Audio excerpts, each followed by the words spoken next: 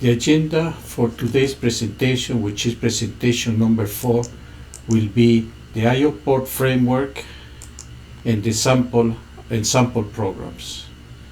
The source material for my presentations was extracted from the book I Also C Programming for the ATMEGA 328 microcontroller. In my last presentation, I developed the microcontroller framework, which is layer 1. Today, we're going to layer 2, and we're going to develop the first item, which will be I/O port framework. From the external view of the microcontroller, you can see that it has 28 pins. However, the software doesn't look at the external view. The software has an internal view, and each port has a name. And they are divided as follows. We have pin B0 through pin B6. Then we have pin C0 through pin C6. And finally, we have pin D0 through pin D7. And for completeness, I added the voltage, ground, and reference. The idea is for you to see that I've accounted for all the pins. Now, what is the I/O port framework is going to do for us? So it's going to help us in configuring each pin to be an input or an output. It's also going to help us in outputting signals. And finally, it's going to also support the reading of external generated signals.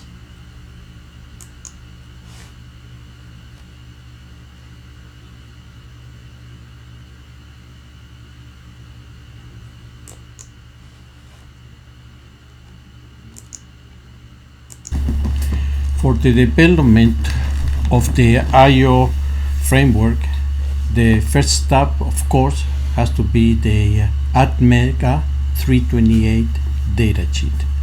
The document is organized around microcontroller functionality. So let's head to section where they have the I/O ports.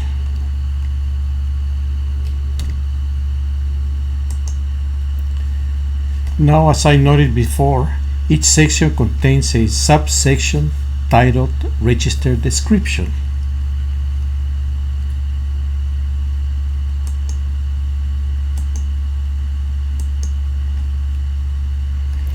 Now, by accessing this subsection, we can get register information on how to manipulate the 8-bit register to control functionality. For example, if I look at the port B data register, I can see that the register, if I manipulate the bit 3 of the register, I'm going to change the behavior of port B3. Now, at this time, I would like to jump to the register summary.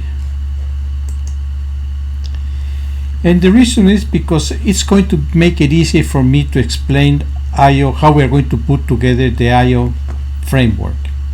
And this is because we'll have all the information in one place, and we can look at it all together.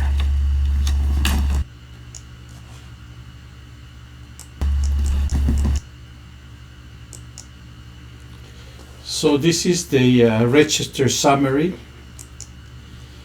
And we have the DDRB, DDRC, and DDRD are used to set the data directions of ports. So that would be the DDRB is located at register hex 24, DDRC is located at register memory location 27, and finally DDRD on 2 alpha hex. Now, when a bit is set to 1 in the DDR, the corresponding pin becomes an output. On the other hand, when a bit in the DDR is set to 0, the corresponding pin becomes an input. Pin B, pin C, pin D. That's pin B, pin C, pin D. Reading from the pin give us the current logic level, high or low for each pin configured as an input. So you configure your pin as an input, and then you can monitor that pin to see when the state changes, which means you got an external input. Now finally we have port B, port C, and port D. Port B, port C, and port D. Port is used to write data to the output pins of the port or to read the state of the pins. Basically, what you do is if you need to put out a 5-volt signal, then you go to the corresponding port and you set it to 1.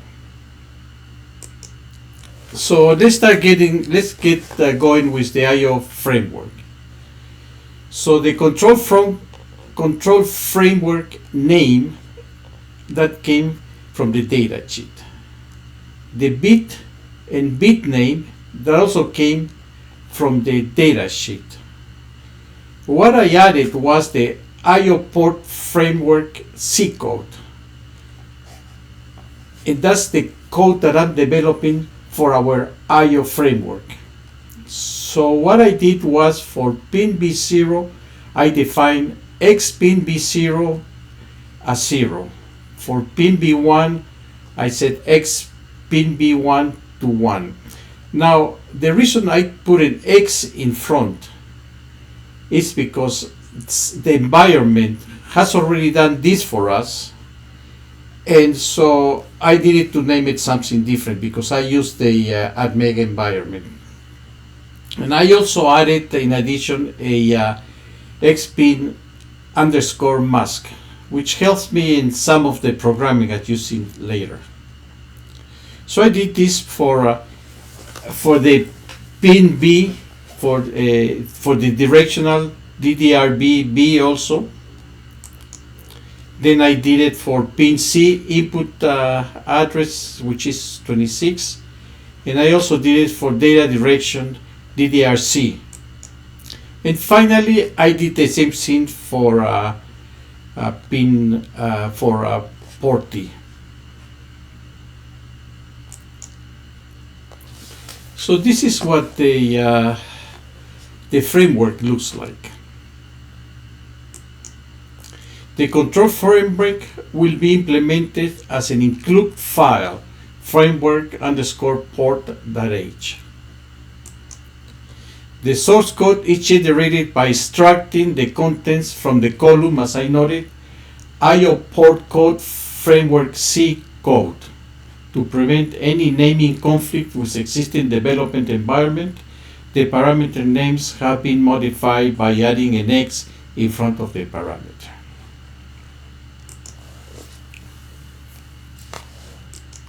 So let's set some bits to 1.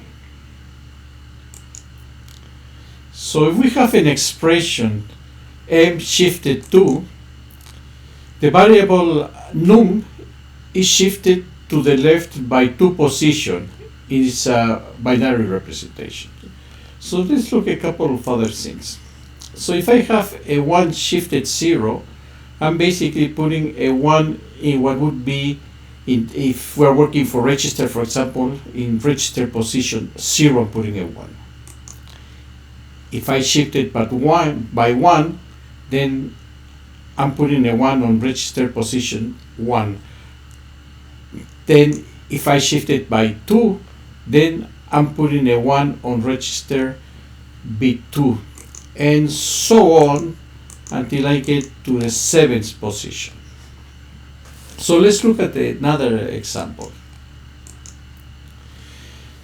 Let's assume I have port B, register port B.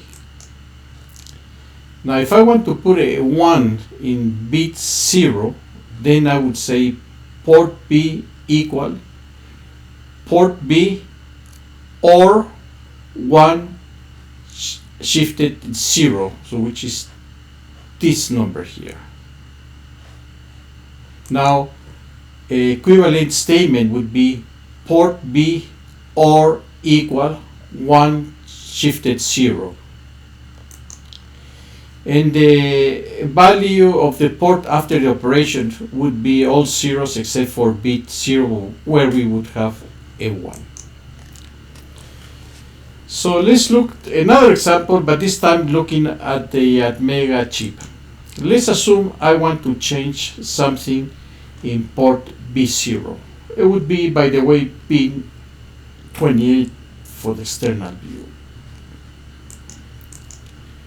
So if I want to set port B0 to output, then I would say start with the directional register XDDRB or equal 1 shifted pin B0. So you can see here I'm starting to use my I/O framework that I just developed. Let's assume I want to set port B0 to 5 volts. Then I would go and say X port B or equal 1 shifted B0.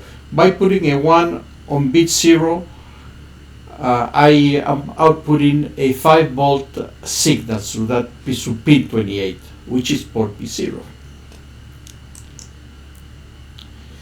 Now let's set our register bits to 0.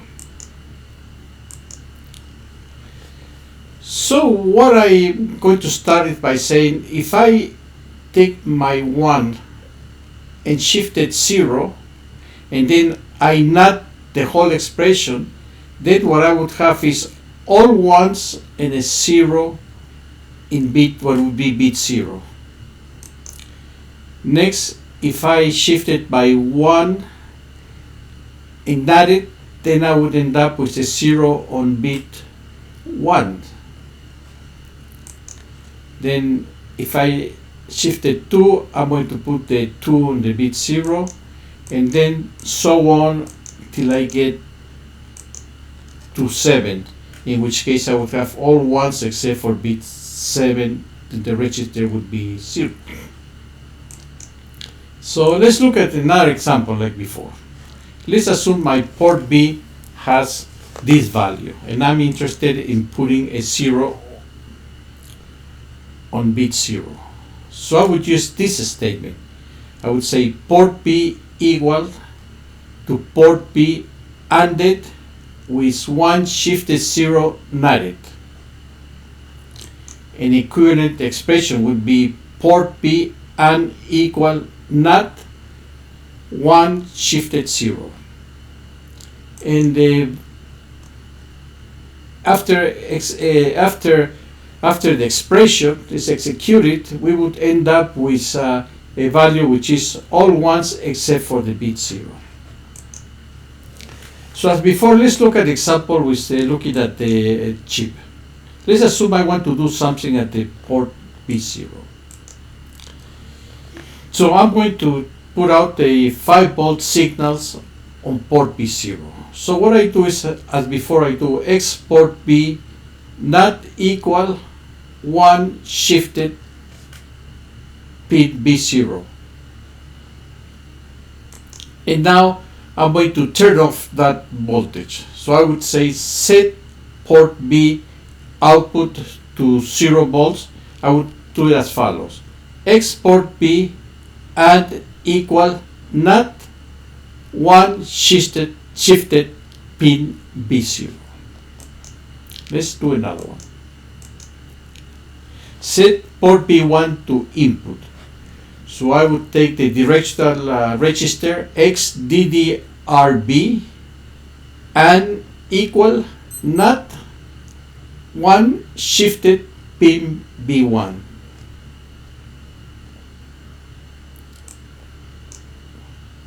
Okay, let's go to our first sample program. What we're going to do first, we're going to have a LED hooked up to pin B0, and we're going to have a switch hooked up to pin B1. So before we talked about the program, let's get some background on the LEDs.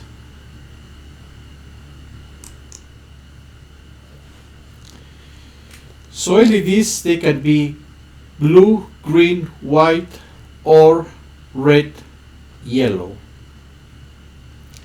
The LED, if you are working with a blue, green, or white LED, then the specification says that you have to apply a voltage between 3 and 3.4 volts with a current of 20 milliamperes.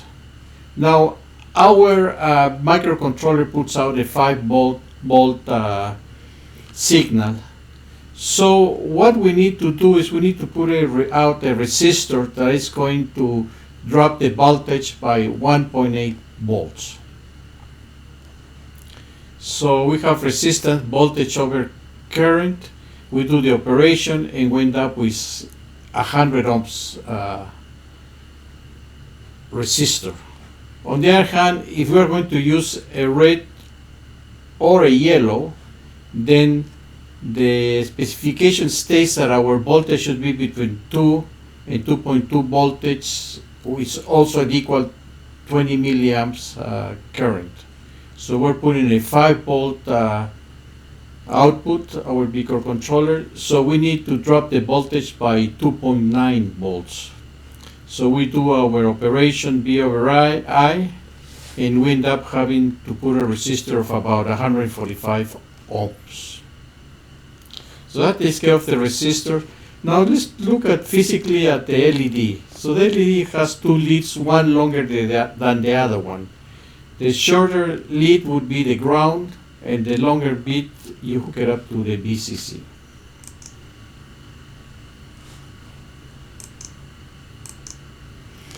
Okay, so let's look at the program. This program, when we press the switch, the light comes on. When we release the switch, the light comes off.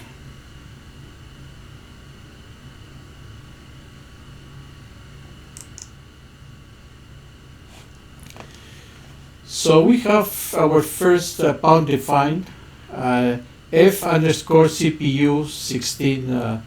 And this basically tells the compiler that we have installed a crystal with 16 megahertz. That's our clock speed. Then we add the framework.h, which we developed last time, presentation 3. And then we also add our framework ports.h that we just developed. So first step is to initialize the pins. We have the pin B0.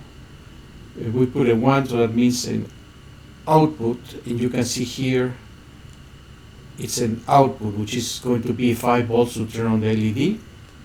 And then we take the pin B1 to input, DDRB pin B1 to input, because we're going to be listening for the signal when the switch closes. Now I place a 5 volt pull-up resistor, and the reason is because if the switch is not pressed, this is open and this has nothing here. So that's not really a good technique. So we place a 5 volt pull-up resistor, which means that when the switch is open, it's going to be 5 volts. When the switch is closed, it's going to be 0 volts.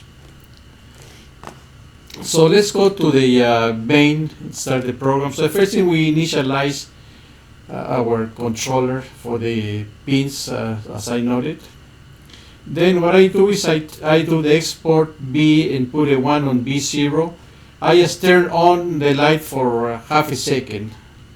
Just a sanity check. I start the program, light comes on and off. That means things seem to start working. So we have a while loop here where we check to see if the input from the pin is is 0, that means that it's going to go to the else statement, because that means that the button is not pushed. Then if this statement is false, which means that the pin got pressed, then we nod it, which makes us turn on the light. So fairly simple program.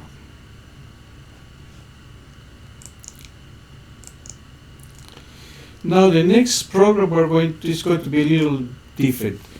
The first program, we push the button, the light came on, we release the button, the light came off. Now the second program, when we push and release the button, the light comes on, stays on. We have to push and release the button again for the light to come off. Now when we do a program like that, we need to consider bouncing. So what I mean for bouncing. So when at T0, the switch is pressed. Now between T0 and T1, the switch will be bouncing, which means that it's going to give us a random inputs, ones and zeros. So between T0 and T1, we have bouncing because ones and zero, on and off, on and off. And then at T1, we finally get to steady state where we can the true on. And then at the time we release the button, again, we're going to go through a whole bunch, we're going to go through a transition between T2 and T3, where the switch is bouncing on and off. So how do we, so basically in essence, we need to ignore what, we need to read T0, and then we need to ignore everything until we get to T1, and then we have a state, then the state changes at T2, and we need to ignore everything till we get to T3. So there are a couple of techniques to doing this. The first technique is simple delay-based debouncing. This technique involves introducing a delay after detecting a change on the switch state. During the delay period, any further changes in the switch state are ignored.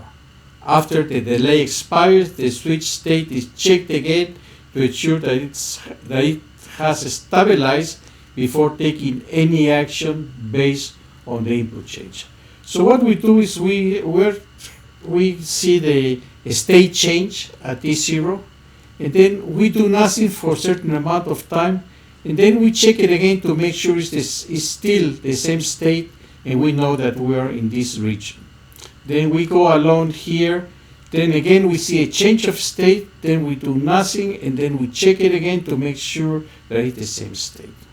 Now the time that we wait between T0 and T1, well, that's something that we actually need to figure it out, find out by running different programs or in the lab with an analyzer.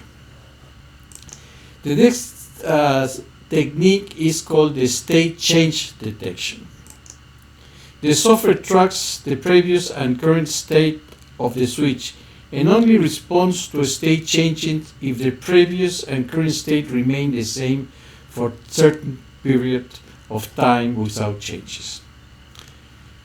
So I have a change of state at T0 from 0 to 1. So then I wait and the state changed. But then I said, well, it changed too quick. So then I keep checking till the point where I get to T1, and then I check the states, I wait and I see, oh, we're still in the same state. So that's kind of the idea. If we're at one state long enough, that means that the state has actually changed and I'm not bouncing. So this is the sample program. So in this case, again, we have the FCPU, the 16 megahertz clock. Then we need the ports as before. And we define a couple of variables, but new, but null input, LED state. So what I'm going to do here is I'm going to take the technique of simple delay. So I check the state.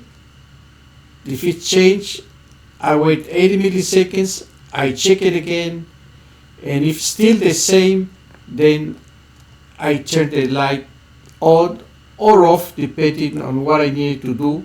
And finally, I always say the new state equal to the old state. So I'm actually going a little bit quick through this program because this is something that you can just do on your own. There is a lot on the web about this subject. So anyhow, we got to the end of the presentation 4. We covered the I/O port framework. We developed the framework, and then we went through a couple of samples to show us how to implement what we had just learned. Well, I hope you've enjoyed this presentation, and next presentation I'll continue with layer 2 development. Thank you very much.